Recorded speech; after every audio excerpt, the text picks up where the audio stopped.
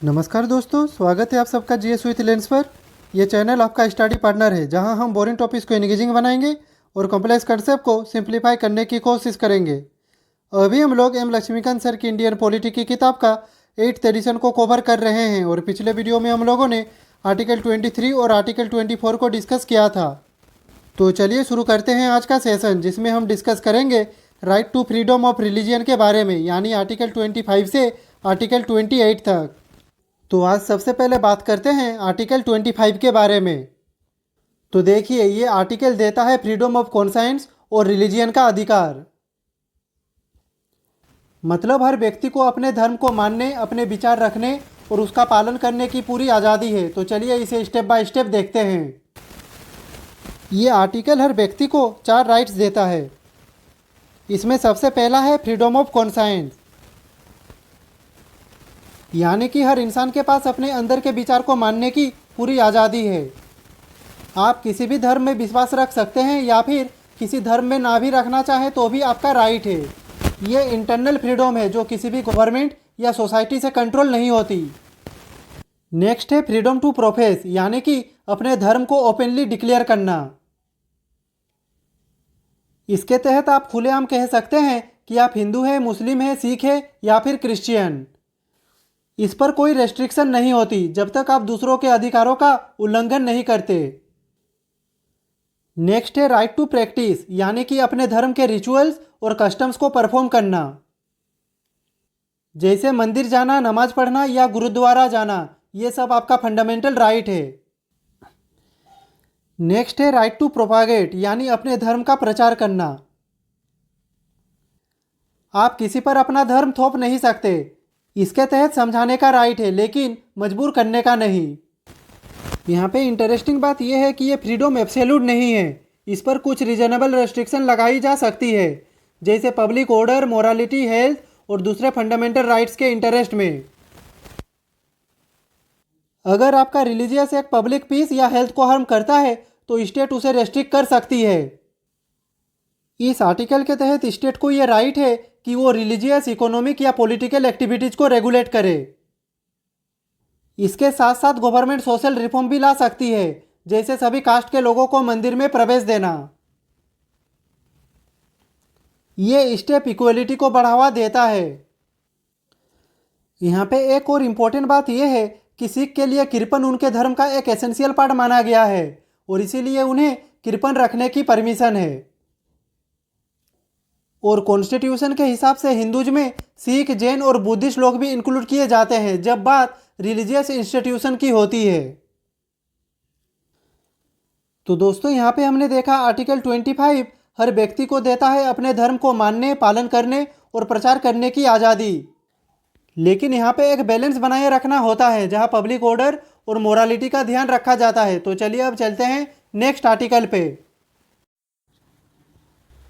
तो अब हम बात करेंगे आर्टिकल 26 के बारे में, जो रिलीजियस डिनोमिनेशन यानी धार्मिक संप्रदायों को उनके धार्मिक मामलों को मैनेज करने की फ्रीडम देता है।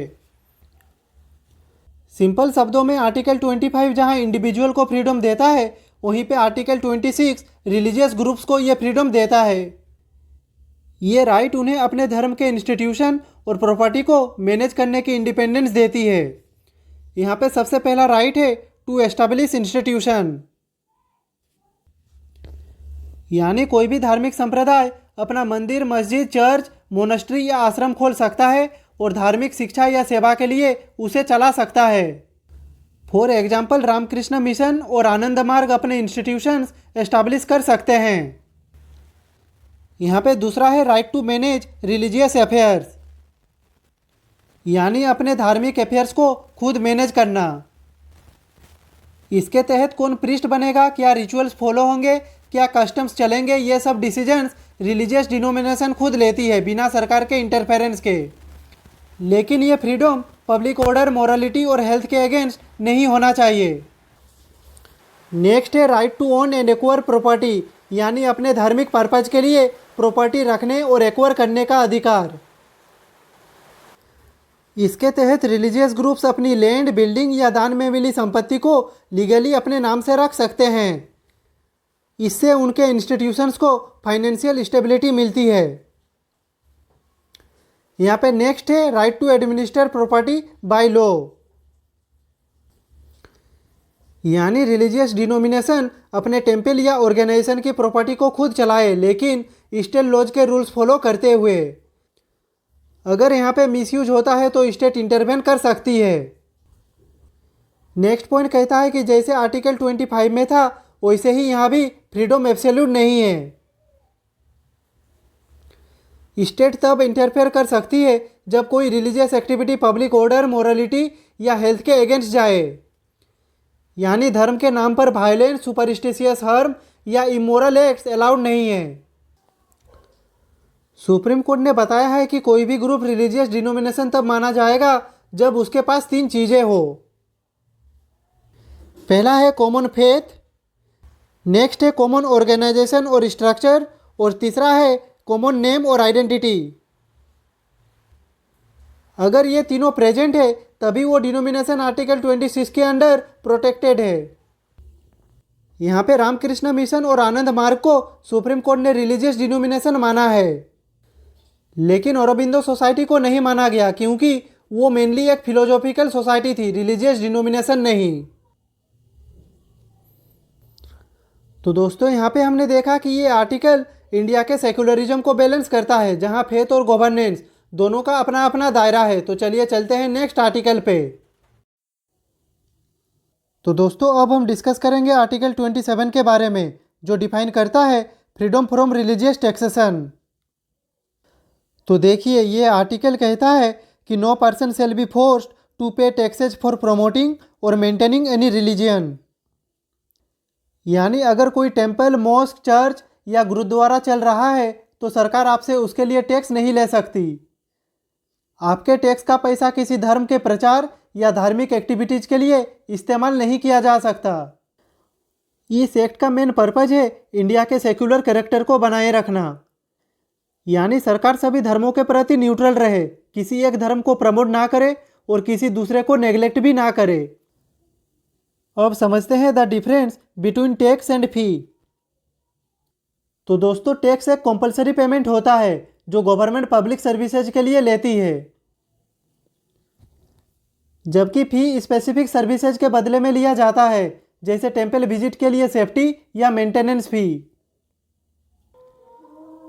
तो दोस्तों यहाँ पे हमने देखा आर्टिकल 27 इंश्योर करता है कि इंडिया में कोई भी व्यक्ति अपने टैक्स के पैसों से किसी धर्म को प्रमोट करने के लिए मजबूर ना हो।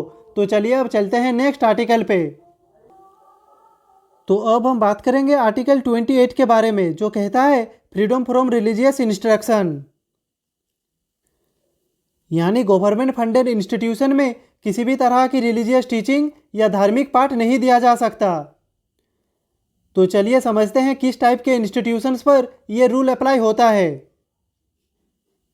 यहाँ पे सबसे पहला कैटेगरी है होली स्टेट फंडेड इंस्टीट्यूशंस, यानी पूरी तरह से गवर्नमेंट के पैसों से चलने वाले स्कूल्स, कॉलेजेस या यूनिवर्सिटीज। इन इंस्टीट्यूशंस में बिल्कुल भी रिलीजियस इंस्ट्रक्शन नहीं दी जा सकती। जैसे अगर कोई गवर्नमेंट स्कूल है जो 100% स्टेट फंड से चल रहा है तो उसमें किसी भी धर्म का पाठ नहीं दिया जा सकता। यहाँ पे दूसरी कैटेगरी है ऐसे इंस्टीट्यूशंस जो सरकार के कंट्रोल में है लेकिन किसी रिलीजियस एंडोमेंट या ट्रस्ट के अंडर चल रहे हैं।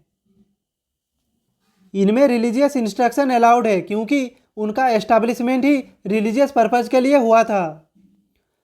फॉर एग्जाम्पल अगर कोई टेम्पल स्कूल है जिसे गवर्नमेंट मैनेज कर रही है तो वहाँ धार्मिक शिक्षा दी जा सकती है। नेक्स्ट कैटेगरी है स्टेट रिकॉग्नाइज्ड इंस्टीट्यूशंस, यानी प्राइवेट स्कूल या कॉलेजेस जिन्हें गवर्नमेंट ने रिकॉग्निशन दी है। इन इंस्टीट्यूशन में रिलीजियस टीचिंग दी जा सकती है लेकिन पूरी तरह वॉलंटरी होती है। मतलब अगर कोई स्टूडेंट चाहे तो पार्टिसिपेट करे, वरना मना भी कर सकता है, उसे फोर्स नहीं किया जा सकता। नेक्स्ट है स्टेट एडेड इंस्टीट्यूशन, जो प्राइवेट होते हैं लेकिन गवर्नमेंट से कुछ फाइनेंशियल हेल्प लेते हैं। इनमें भी रिलीजियस इंस्ट्रक्शन अलाउड है लेकिन यहाँ भी पार्टिसिपेशन वॉलंटरी है। मतलब यहाँ पे भी किसी स्टूडेंट को रिलीजियस क्लास में शामिल होने के लिए मजबूर नहीं किया जा सकता। तो दोस्तों आर्टिकल 28 ये भी कहता है कि किसी स्टूडेंट को बिना उसके कॉन्सेंट के या अगर वो माइनर है तो उसके गार्जियन के कॉन्सेंट के बिना रिलीजियस इंस्ट्रक्शन या वर्शिप में पार्टिसिपेट करने के लिए मजबूर नहीं किया जा सकता। यहाँ पे फ्रीडम का मतलब ही यही है, चूज करने की आज़ादी। तो दोस्तों अगर हम आर्टिकल 25 से 28 तक देखें तो ये सब मिलकर इंश्योर करते हैं रिलीजियस लिबर्टी इन इंडिया, जहाँ हर व्यक्ति और ग्रुप अपने धर्म को मानने, प्रैक्टिस करने और मैनेज करने के लिए फ्री है। लेकिन इसके साथ साथ पब्लिक ऑर्डर, मोरालिटी और सोशल रिफॉर्म जैसे लिमिट्स भी फॉलो करनी पड़ती है। यही इंडिया के सेकुलरिज्म की असली पहचान है, equal respect for all religions. तो दोस्तों आज के सेशन में हमने कवर किया आर्टिकल 25 से आर्टिकल 28 तक। तो आज के लिए बस इतना ही। अगर आपको आज के सेशन से रिलेटेड कुछ भी डाउट हो तो आप कमेंट बॉक्स में पूछ सकते हैं, और अगर आपको ये वीडियो पसंद आई हो तो लाइक करें, कमेंट करें, शेयर करें, और ऐसे ही इन्फॉर्मेटिव वीडियो देखने के लिए चैनल को सब्सक्राइब करें। मिलते हैं नेक्स्ट वीडियो पे, तब तक के लिए खुश रहिए, स्वस्थ रहिए। जय हिंद, वंदे मातरम, भारत माता की जय।